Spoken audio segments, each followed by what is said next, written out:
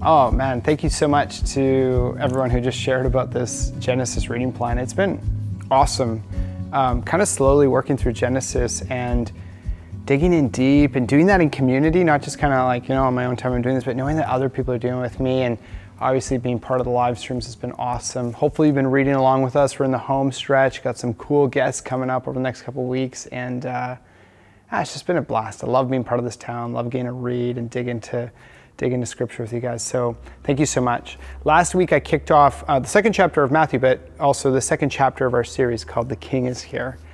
And this is space that I think is easy, even as I've been kind of studying and preparing for these messages.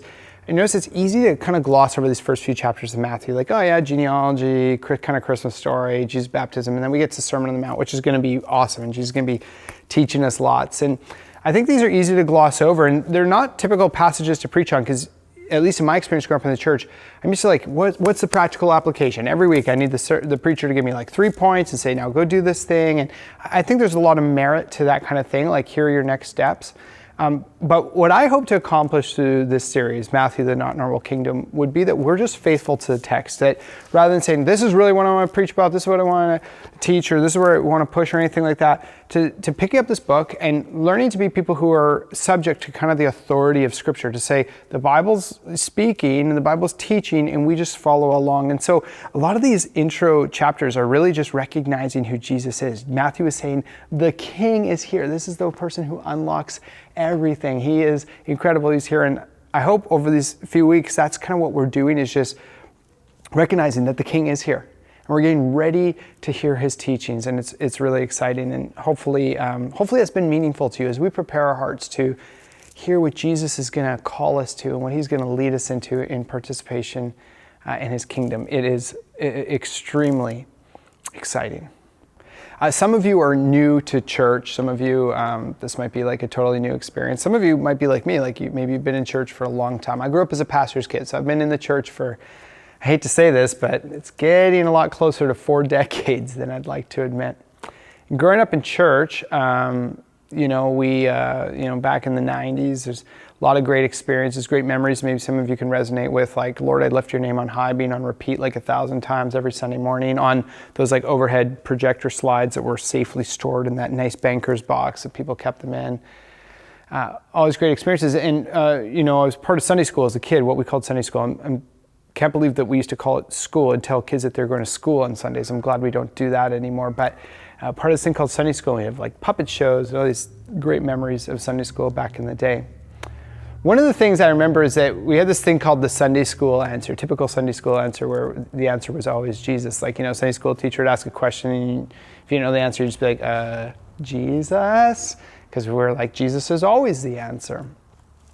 And it's kind of funny, and it seems kind of immature in a sense, but I think as I study Scripture more and as I learn more, what I realize is that that's actually like, there's a lot of truth to that Jesus actually is the answer. Jesus is the answer to everything.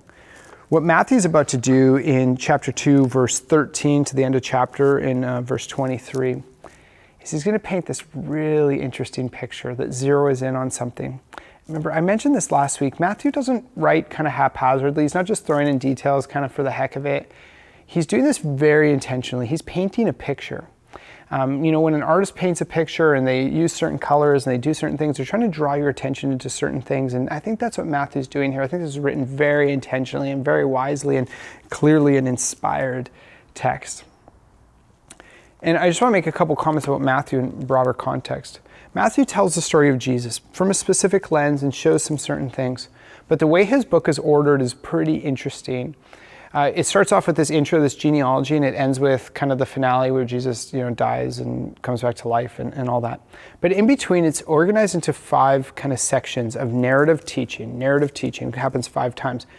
Sometimes the narrative and teaching is interspersed a little bit, but what we're seeing right here is a round of narrative, story about Jesus, and then he's going to teach Matthew 5 through 7, the Sermon on the Mount. It'll be narrative teaching, and there are themes throughout.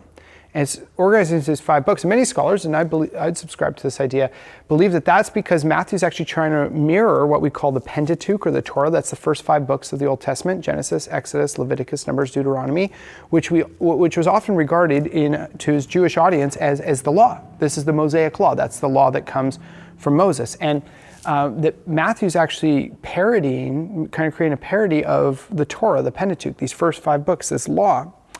And what he's doing in that is not just kind of like, oh, this is kind of cute, that was in 5, so now I'm doing it in 5, kind of cool, kind of carrying this idea. What he's doing is he's putting Jesus on display for who Jesus is. We saw earlier on in chapter 2 where he ties his prophecy, he sees these words spoken by the prophet Micah and he starts attaching them to him. What Matthew's starting to do is he's starting to say, man, these prophets were saying things. And just a quick reminder, the way we're defining prophet is someone who's inspired by God to teach the will of God. Someone who's inspired by God to teach the will of God. But these words these prophets had that seem to have kind of like larger than life meanings. Matthew's bringing them out and saying, you know what they're talking about made sense and was meaningful and pastoral to the people in their context, but it seems to have this bigger picture. And now here comes Jesus who's filling it all out. But not just what the prophets said, but also he's the fulfillment of the law. And we're actually seeing Jesus say that in Matthew 5. He's going to say, I've come to fulfill the law. I've come to be the ultimate fulfillment of that. And even beyond that, not only the text, not only the law, not only the prophets, not only what's been said, but Jesus comes as the great reenactor of the history and the story of Israel. And here Matthew's saying, Jesus fulfills all of it. And it's incredible because for someone to fulfill a few of these prophecies or whatever would be like really hard to do, but Jesus fulfills all of it and he brings it all to life. Basically what Matthew's saying here is he's saying, we had this black and white picture, it's cool, we're perceiving some things about God. All of a sudden here's this infusion of color and he is trying to like burn that into the minds of his readers, his audience, and hopefully we don't miss that because we don't want to just run up to Jesus' teachings and be like, yeah, sure, let's hear them. That's kind of like our culture now, YouTube culture, where it's just like, okay, just give me like the 2-minute video. Prepare yourself. Matthew's building this incredible case. The one who fulfills all of life, the one who unlocks all the mysteries of the universe, the one who unlocks it all. The key to everything is here. And his name is Jesus. He is this not normal king who's brought this incredible kingdom. So 2 weeks ago, because we took a break for Easter, 2 weeks ago, what we saw was these magi who came to worship Jesus. And again, worship means to offer reverence and regard and adoration. And they came and they worshiped him, and King Herod wasn't too happy about this, and they take off because they got warned in a dream to not go tell Herod where Jesus was. And then this picks up. When the Magi had gone, an angel of the Lord appeared to Joseph in a dream. "Get up," he said. "Take the child and his mother and escape to Egypt. Stay there until I tell you, for Herod is going to search for the child to kill him." My goodness, this King Herod, how pathetic and how full of insecurity is he? He's going to search. He heard that Jesus might be a king one day, and he went to search for him, to try to kill him, to snuff him out. This is the evil empire of the world, trying to trying to squash the throne of Jesus. And it's kind of crazy because this angel comes and says, you guys flee, take off to Egypt.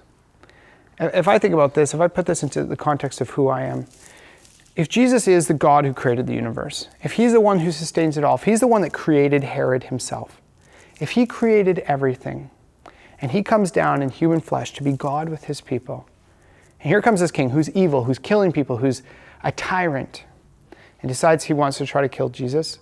If I'm that God, I'm going to say, you know what, Herod, you've had a good run, and I'm going to snuff him out and be like, you know what, let's just be done with that. I'm going to say, I'm not taking off to Egypt. You go to Egypt, Herod. But this is how abnormal, this is how weird this kingdom is that Jesus starts. He has all the power. He has all the cards. He has everything stacked like in his court. He could do whatever he wants. He controls it all. Rather than standing up and pushing back against Herod, rather than fighting for his way, rather than being the way that we would react back with power and to try to push back and squash people, he replies with great peace. It's actually interesting because in Matthew 5, we'll see that Jesus says, blessed are the peacemakers, for they'll be called children of God. Well, yeah, I mean, if you're going to be a child of the ultimate peacemaker, what an act of compassion. Verse 14, so he, Joseph, got up, took the child and his mother during the night and left for Egypt, where he stayed until the death of Herod. And so was fulfilled what the Lord had said through the prophet, out of Egypt I called my son. So this is a reference to Hosea chapter 11. Out of Egypt I called my son. And Hosea is talking about how God brought Israel out of Egypt, how he freed them, he gave them deliverance. The word is actually used there is actually salvation, to bring deliverance, to bring people out of that. And here Matthew's saying, well, this is kind of setting the scene for Jesus to be the reenactor of the nation of Israel coming out of bondage and slavery in Israel. So here's this king, this really insecure king, who says, this child might be trouble. And like I said last week, there are actually 6 Herods mentioned in the New Testament text. In Matthew, we see 4 of them. Herod the Great, this one. And then we see 3 more. We're about to see his son Archelaus, and then later on we see Herod Antipas, who's the main Herod that's kind of around when Jesus dies. And then there's also Philip, who is, so these are 3 brothers, and they're all vying for power. And it's this crazy situation. Herod the Great, and later on in Acts we'll see Herod's grandson and great-grandson, and they're both named Agrippa. But what we see is this king who has these many wives and many sons, and they're all vying for power, and they're aggressive, and they're trying to have more power and trying to take over the kingdom and all that. And this is what kings of the world do. This is what I don't know if this sounds like any political leaders but many of our politicians are always trying to get more power and get more control and rise up. Maybe not all of them, but this is very normal in our world still now. And this Herod was known for being brutal. Caesar Augustus, who was around at this time, he says something like, I would rather be one of Herod's pigs than one of his children or one of his family members. Herod actually killed several of his family members and some of his in-laws. Some of you are maybe like, I can relate on the in-laws thing, but he killed many of them out of suspicion that they're going to try to take the throne away from him. He was in the habit of killing, squashing, oppressing people because of this. And so he has this mission now to kill Jesus, this little child. His angel says, just take off, go to Egypt. So they take off in the middle of the night, and they've got nothing. It's not this is a situation where they're just kind of okay, well, we'll start renting out our Bethlehem house on Airbnb and look on Craigslist. They don't have the time. Going through a move is a lot of trouble. Acting as a refugee in first century Middle East, really uncomfortable. But the God of the universe is not above this. Verse 16, when Herod realized that he had been outwitted by the Magi, remember they decided not to go tell him, he was furious, and he gave orders to kill all the boys in Bethlehem and its vicinity who were 2 years old and under, in accordance with the time he had learned from the Magi. So here's this Herod, so power hungry, so focused on what he needs and what he wants. He says, just kill all the baby boys. Kill them all. There's no price to pay that's too great in order to keep Herod on the throne, in his opinion. And the story should remind you of something. Jesus has gone to Egypt. Oh, we've heard about Egypt. Wasn't Israel enslaved in there? That's what Hosea was referencing, Hosea the prophet there. God brought them out of there. And in Exodus, we see this unnamed Pharaoh, this king who was so concerned about keeping power and control and keeping his status and where he was at, that he had all the Hebrew boys killed as well. What a horrific event. We read that as just words on a page. What a different time we live in. Can you imagine? I have this baby at home. She's 5 months old. All of a sudden, soldiers start coming to the doors and just taking children and slaughtering them.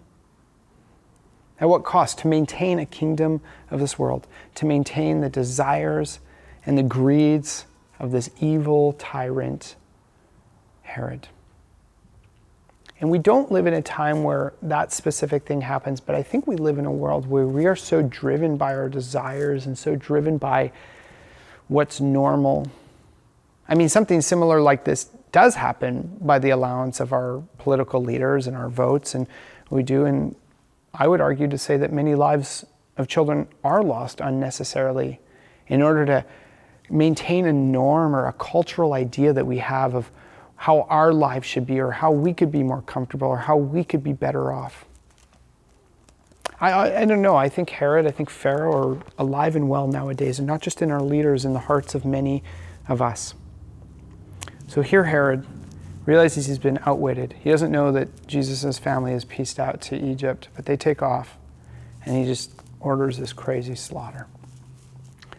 And this is a reenactment of what happened in Exodus, where this evil king commanded the slaughter of the boys in Israel, or in Egypt, all the Israelite boys in Egypt, so that he could maintain power. Verse 17, then what was said through the prophet Jeremiah was fulfilled. A voice is heard in Ramah, weeping and great mourning. Rachel weeping for her children and refusing to be comforted because they are no more. Rachel, if you know, was one of the wives of Jacob. Jacob had a few wives. Not a great situation. Not a great situation. If you know the story, Rachel's actually his favorite wife. Having multiple wives, not a great idea. Picking favorites, I don't know what this guy was thinking. It just doesn't seem like it would fly. But she's representing the mother of the children of this nation. When Jeremiah references as the mother of the children of Israel who are being hurt and oppressed, and now we see this language used again as there's this slaughter. Can you imagine the cry that goes out in that area when this happens? And then verse 19, after Herod died, an angel of the Lord appeared in a dream to Joseph in Egypt and said, get up, take the child and his mother and go to the land of Israel, for those who are trying to take the child's life are dead. So now Herod the Great is dead, and here's what happens. Jesus was in Egypt during this kind of Pharaoh narrative, this Herod narrative where he kills the babies, and now Jesus reenacts the exile, or the Exodus, the escape, the deliverance from Egypt, and this return to the promised land. And we'll reflect on that in a moment. So he, Joseph, got up, took the child and his mother, and went to the land of Israel. But when he heard that Archelaus was reigning in Judea in place of his father Herod, he was afraid to go there. Having been warned in a dream, he withdrew to the district of Galilee, and he went and lived in a town called Nazareth. So was fulfilled what was said through the prophets, that he would be called a Nazarene. There are all these prophecies about Jesus in the Old Testament, and we sometimes say, yeah, Jesus fulfilled a bunch of prophecies. This is remarkable. But it's not just the prophecies. But Matthew here is showing, through the way he orders his book, he's also the fulfillment of the law. And then here we see he's even the fulfillment of the narrative of the Old Testament, the journey that the Israelites went on. And I'll say this is significant for two big reasons. First of all, it's significant because it's showing that Jesus came as king, and not only was like, yeah, you guys went through the story, but he goes and he reenacts this story of the Israelites coming out of oppression, coming out of slavery and bondage, and heading toward the promised land. This journey, God already took the people on toward the promised land, this place of promise, toward freedom, toward deliverance. And he reenacts that because he is the one that will truly lead us out of oppression, out of bondage, out of slavery to sin, out of captivity to brokenness, out of the brokenness of this world into true freedom and life in the land of promise that he's offering us. And that is his kingdom of the gospel, the good news that he restored a broken world and is inviting us into relationship with him and to participation in his kingdom. The good news that he is inviting us to join him in restoring all things in our lives, in our world. He is not only saying, oh yeah, I get that story, but he reenacts it. He goes into Egypt, fulfills a prophecy that the people would be saved out of Egypt, and he comes out of Egypt and shows, I am the one who is the fulfillment of this. I'm the one that brought you guys out of that. Now I'm the one who's going to truly, once and for all, bring an end to this thing called sin. If you would just accept the good news of what I offer, if you would just participate in my kingdom, then I'm going to give you this incredible full life in this land of promise. Jesus is reenacting this story to say, follow me. Follow me to the promised land. I am going to take you somewhere incredible. And he's reenacting this story, and he's becoming the fulfillment of not just the law and not just the prophets, but he's becoming the fulfillment, not just of the text, but of the narrative itself. The narrative is this unfolding of God's incredible character on display, and Jesus saying, yes, I'm that. That's who I am. In flesh now is the fulfillment of all of that. This reenactment, I don't know. Maybe I'm just getting excited. It's hard to know. You guys aren't in the room. But maybe I was getting excited. Like, yeah, we get a cool story. Like there's this. This is it. Matthew's saying, this is it. The king is here. It's like game time. We're going. We're moving. The world is changing. The kingdom is here. Let's participate. Stop being lazy. Be like the Magi who give up everything to come and worship. When Jesus teaches, listen to him teach. follow in his way because he's going to take us somewhere incredible. Town of Field Church, let's not miss this. Maybe you're like, okay, well, what's the point this week? What you should do is you should check your heart and say, do I understand that Jesus is the true fulfillment of all things, and he is the only one in who I will find true fulfillment? Oh man, I'm excited. Jesus is amazing. He comes and he walks through the steps that Israel went. And very humbly, Jesus was a refugee. Sorry, I said there were two things. The first is that, come back to this refugee Jesus. First thing, he comes to reenact, to fulfill the narrative, to walk the path that Israel walked out of deliverance, out of Israel, to say, I'm the one leading you toward the promised land. Two, I think this is significant too, is that Jesus comes not as a king who says, okay, where's my throne, wash my feet, but Jesus comes and he humbly walks in the way that we walk. He goes and retraces the steps of Israel to say, yeah, I'll walk that journey. I'll feel the pain and suffering you guys felt. I'll feel the oppression. I'll feel the hurt that you guys felt. The author of Hebrews reflects on this in a cool way. And he says, Jesus isn't just some kind of like God ruling up here. He's like, oh yeah, it sucks what you guys are going through. That's tough. Too bad you were slaves and you came out, tough journey through the wilderness. He comes and he lives the challenges and the struggles and the trials that we live.